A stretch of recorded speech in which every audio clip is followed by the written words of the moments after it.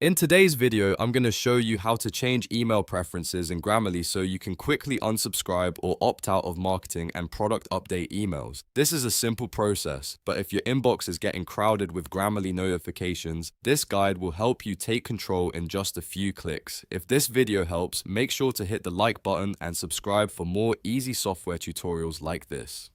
Alright, let's jump in. First, open your web browser and go to app.grammarly.com. If you're not already signed in, log in with the account that you use for Grammarly. Once you're inside your Grammarly dashboard, look at the left-hand sidebar and click on Account. This is where Grammarly keeps your profile and account-related settings. After that, in the secondary menu, click on Profile. Now you should be on the page that contains your personal account details and communication settings. Scroll or look through the profile options until you find the email preference section. This is the area where Grammarly lets you manage the types of emails you receive. Next, click Update beside the email preference section. A new set of options should appear where you can adjust your email preferences. From here, choose whether you want to unsubscribe from marketing emails, opt out of product update emails, or change which messages you want to keep receiving. Take a moment to review the options carefully so you only turn off the emails you no longer want. Once you've made your selections, click Update again to save your changes.